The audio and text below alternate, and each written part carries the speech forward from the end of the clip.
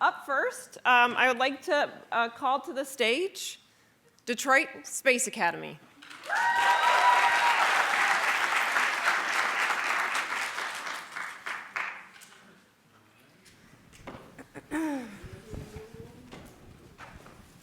Thank you all for joining us this evening. I hope you're ready for our presentation. We are Detroit Space Academy. My name is Angelica, this is my sister Chelsea, and we are here to convince you in 7 minutes or less that space science is the future frontier for education and mobilize you to invest in its future. But first, let's take a step back and start with what we know. I'd like everyone in the audience to close your eyes for just a second and think about space. Hopefully you have an image. You may open your eyes now. And maybe that image looks something like this. Gas and dust particles swirling about the far reaches of the universe. Or maybe something closer to home, our solar system. Or maybe you even thought about a really popular movie about a galaxy far, far away. This is all great, but I want to challenge these preconceptions and convince you that space isn't as niche as you think. In fact, I believe that any subject can be taught through the lens of space and space sciences. I know it's a pretty big claim, but hear me out. Maybe you're someone who's interested in biology. That's fantastic. You can be a person who studies how water behaves in zero-gravity environments to nourish plant root systems. Or maybe you're someone who's interested in psychology. Also fantastic. You can be someone who studies how long periods of isolation during space travel affects the mental health of astronauts. Or you're all about the numbers and you like economics. Perfect. There are studies being done at MIT right now that look at the correlation between a national space program and workforce and gross domestic product. As you can probably tell, I can go on with examples, but I think you get the picture. I believe that a deeper knowledge of space can help us have a richer understanding of the ever-changing world around us. But we have a big problem. There is a deep disparity in access to this type of knowledge in low-resource areas and among students of color. We looked at the industry, and here are the numbers that we found. If you just take a look at each one, you can see that they point to a big problem of access. And so we set out to learn more. We interviewed over 40 individuals from 10 stakeholder groups to learn more about the education ecosystem. We found that students who were interested in space science really had a hard time finding opportunities to really pursue their passions. Parents who were also interested in space also had a hard time finding ways to support their kids if they themselves did not have a STEM or aerospace background. We saw these issues as two sides of the same problem, and this is what informed our personal problem statement. We want to increase parent engagement and low-cost access to space science education. Our product is twofold. We create curated space science kits for parents, students, educators, space enthusiasts alike. And we create an online learning dashboard so that students who are interested in space can have a way to pursue their passions and learn about what the industry has to offer. Our curated space science kits include a space science activity with detailed instructions for both the parent and the student, as well as student role cards to facilitate large groups and groups with varying abilities. We're also sure to include supporting documentation that links back to the next generation science standards. Our interactive resource dashboard allows a student to specifically tailor their dashboard experience, pin the things that are of interest to them, and it allows parents to have a passive access view of this dashboard, and it also allows them to receive recommendations for events that are happening in the area so that they can have an active role in supporting their child's pursuit of knowledge. So we formed our product, but we wanted to put our hypothesis to the test. We completed 2 product pilots to test the feasibility of our solution. The first was with the National Society of Black Engineers in our Melanin in Space workshop. This was the first time we had our product in front of anybody, and we definitely learned a lot. All of the feedback that we received helped to inform the second iteration of our pilot. The second was with Explorers Homeschool in our Journey to the Moon experiment. This pilot was a great success. We had really high engagement from both the students and the teachers and the parents that attended this session. And in fact, they loved it so much that they purchased one for their classroom. Yes, they purchased one for their classroom. So this is a quote from one of the students that's actually in Homeschoolers, and we'll read the quote for you. I have always been really interested in space. I want to learn more about this industry, but I just don't know where to look. Can you tell me how to get there? This quote shows us that the problem area that we're addressing is concrete, real, and applies to students that are in high school right now. So So our next step was to really see if we could turn Detroit Space Academy into a sustainable business. The numbers we found might surprise you. We found that the total market size for STEM educational toys and kits is $6.2 billion and growing. We also saw that there are about 10.1 million potential users in the space. And based off of a survey that we did with the Homeschoolers Association, we found that parents are willing to pay about $25. That means that if we capture just 1% of this user base, we have $1 million business on our hands. I hope you're excited and I hope you're fired up because we've got a lot more in store for you. We envision a future where space science is accessible by all. There are many companies on the market that make STEM science kits. There are many that create learning dashboards, but we are the only one that combine those two aspects in a way that is focused on space science and is low cost and accessible to all. We believe that Detroit Space Academy is coming onto the market at the perfect time and even more so with the perfect team. Our combination of knowledge in the space industry, operational finance, and web user design allows us to create products that are high quality and craft a brand that parents and students can come to rely on. But we've got a lot in store. In our short term, we're really hoping to launch a functional website, expand our library of science offerings, and solidify our business model so that we can implement a one-to-one system so that even the lowest income families can afford our product. And our big goals are to create a brick and mortar space camp in the city of Detroit that is accessible to students all across the Midwest and eventually all around the globe. So we're reaching for the stars. So I hope that you're convinced, I hope that you're mobilized and ready to join with us because together we can change the future face of space. Thank you.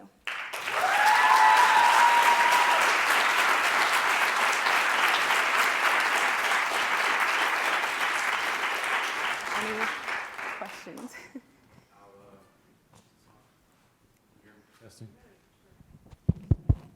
Testing. Hashtag dope presentation. So Thank you. Thank you. I like the reaching for the stars too. That's a nice touch. So talk to me a little bit more about the pilots, and you sold one, right, to the homeschool? Yes. And how much was that? So you've got revenue. So talk to me a little bit more about that. Sure. And so, yeah, we did 2 pilots. The first, maybe Chelsea, you can talk a little bit about the one we did with Nesby. Yeah, the first one, it was sort of more of a tester. So it wasn't a paid pilot, but it was something that we did through the National Society of Black Engineers, where we worked with younger students. They're about middle school to high school age, and we're able to do a project with them, and we learned a lot in that experience, basically about what different age groups are interested in the realm of completing a project, what holds their attention, and what kind of offerings different age groups are looking for. So we kind of learned a bit that the younger students are more distractible and they're more interested in working with their hands, and they just have a lot of energy. But they also were really interested in talking about what they knew. So that was another interesting thing that we learned. Yeah, it helped us. Sorry. Yeah, go ahead. But helped us inform our product. So we pivoted to a higher age range, and so that's how we got to the homeschool. We were able to sell a kit to them for about $35. So that's our revenue. And we learned from that first pilot, as Chelsea mentioned, we had younger students, and we found that a workshop kind of style really worked better for them to kind of, we had to be with them as we were going through the experiment. Yes. But as we pivoted to the high schools, we saw that was really our customer base, because we saw, as soon as we gave the instructions, the high school students really broke off and were able to work independently. Another big plus of going to a homeschool is that we got a little bit of variability in terms of the different skills that students have. And so, we had teams that had high school students in them, but we also had some that had middle school students in them. Homeschools are a little bit different than a conventional classroom, and so that helped to inform our product. And, we talked about including roll cards.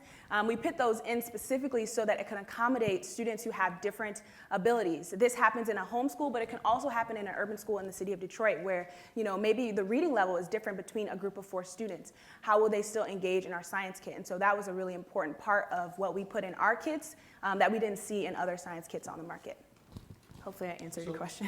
So can I follow on from that? So I appreciate and understand the initial business or goal of getting space education, space science into groups that don't have that or don't have access now. Mm-hmm. But then I also heard you talk about where you're piloting this and homeschooling. So walk me through the business plan of what markets you intend to address first, how you intend to address them, and what's going to take you to a sustainable business. Sure. I'll just refer to our timeline. So to really start off, one of the reasons why we chose to kind of take off running with a homeschool is because some of the things that we mentioned, but as with that environment, we were able to do a survey to see what the average price these families would be able to pay. We got on average $25, but actually for parents that really understood the value of our product and were able to articulate that, many of those parents were willing to pay $40 or above for what we were able to give. And so that's really clarifying information for us that this is specifically homeschool and places where there are low resource. In this homeschool, it was a low resource setting. They didn't have a lot of the typical resources that you might have in a conventional public school classroom. But the parents that are there are highly engaged in their child's education. And that's a big reason why we decided to go there. It actually was not on our radar at all. Both of us, we have no experience with homeschoolers or that entire system. We're both products of public school. And so I think that one product of being a part of Innovation in Action allowed us to kind of think outside of the box. We wouldn't have been able to go to homeschoolers and see that was really a place where our product could take off. And that's also a community that is actually looking for high quality science kits. Though there are many on the market, this is a specific area of parents who really care a lot about what goes into it. So having more tailored content is really important for them. Question about the actual content. Can you give me an example of either one of the specific activities during the pilots? What were the students doing, and maybe you can touch a little bit what your plans are around the specific first offerings. Sure. Does that make sense? Yes.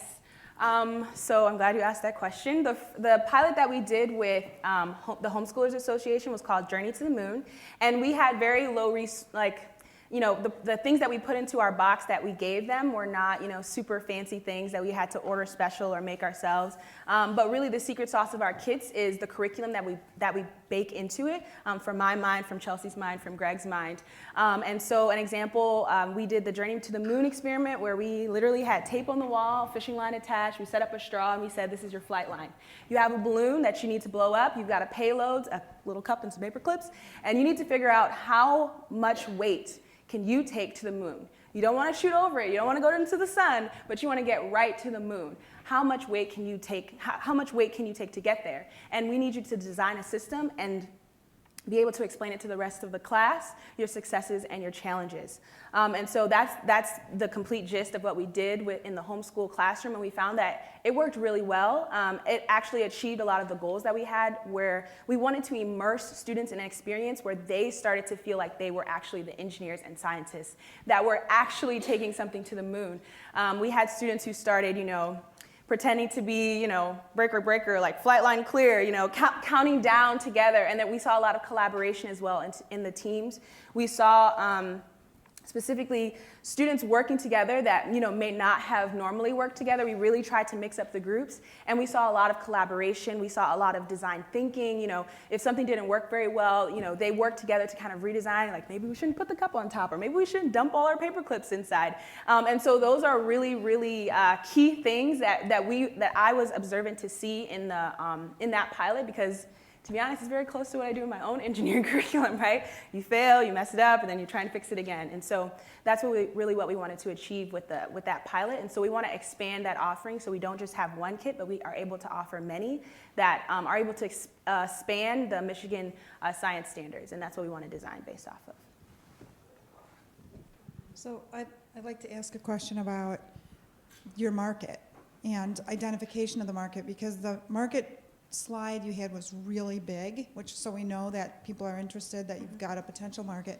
But if you want to build a place in Detroit, it seems like it'd be really good to hone in on some market numbers for this Wayne County maybe, or southeastern Michigan, and kind of narrow in there and start with a more targeted market before you blow it up. Mm-hmm. Did you guys look into that at all? Do you have any numbers like that? Can you, reframe your question? I don't think I understand. Looking at the market rather than an overall $25 billion market in the whole U.S., what would be the market for you to start smaller in the Southeast Michigan area? Yes, I think that's a great question.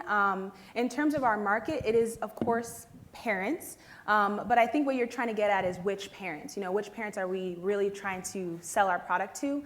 And I think that we can really get to that through our community partnerships. An assumption that we are making within our product is that we want to engage parents who want to have a vested, supportive, active engagement with their child's education. And there are certain things that parents that fit that description will do that other parents might not. So we have a slide that, I don't know if I'm able to get to it, but a slide that shows our community partnerships, the people that we've been able to talk to and get a chance to really collaborate with. And I'll just go a little bit deeper into these partnerships. These are organizations that said, yes, we host different workshops and activities that are similar to yours, and we have parents that come in and they want to see more of it. And so that's really what informed us. And so in moving forward to really target, to really get numbers to support that market, these are the first places that we plan to go, to get numbers about which parents are coming, which parents are interested in, continuing that relationship with organizations that come there, even things like which parents are buying things out of the museum gift shop, So we have plans to kind of narrow it down. Thank you. Let's hear it for Detroit Space Academy.